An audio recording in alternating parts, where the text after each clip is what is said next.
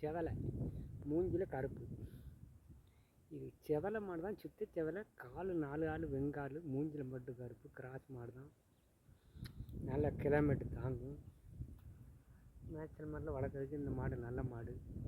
நல்ல வாப்புடி, 6 பல்லு, தலையத்திலே ஒரு 7 கறந்த மாடு. இதுக்கு ஒரு 8 கறக்கும். நல்ல மாடு, நல்ல நிறம், கலரு. 2 கலருங்காலுக்கு இந்த மாடு பிடிக்கும். 2 கலருங்கிறது இதுதான். மாடு சுத்த செவலை, 4 காலும் வெங்கால், அந்த கருப்பு, மூஞ்சியில் கருப்பு. நல்ல மாடு. இந்த மாடு வந்து இப்படி கலர் வந்து ஒரு கலர் வச்சுருக்க ஆளுக்கு 2 கலர் நல்லா ஃபஸ்ட்டான கலரு. இந்த கலர் இருந்தாலே கூட நல்லா நினச்ச மாதிரி கறக்கும். கலர் மாடியாக நல்லா கறக்கும். நம்ம எதிர்பார்த்த விட கூடுதலாக கறக்கும். 10 கறக்கும், 12 கறக்கும். அது ஒரு ஈத்து கறந்த மாடு இன்னொரு ஈத்துக்கு குறையும். இப்போ என்ன எதனால் குறையுது? நம்ம வளர்ப்பு முறையில் குறையும்.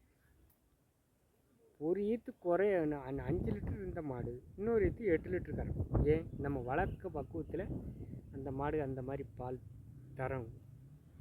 நம்ம சென்னையில் ஊட்டம் கொடுத்து வளர்க்காதனால அந்த பால் தரம் அப்படி இருக்கும்.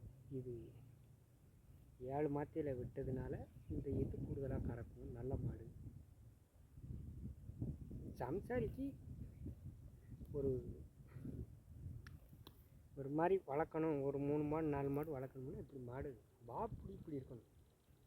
இப்படி மேயணும். இந்த வெயில்லையும் அதை புருட்டு மேயுதுன்னா அந்த மாடு நல்லா தாங்கும். அதுதான் இந்த மாட்டோட சிறப்பு. இது கற்கா பிள்ளை. கற்கா பிள்ளைங்கிறது இதுதான். செவலை, மூஞ்சில் மட்டும் கரிஞ்செவலை கற்கா பிள்ளைன்னு சொல்லலாம்.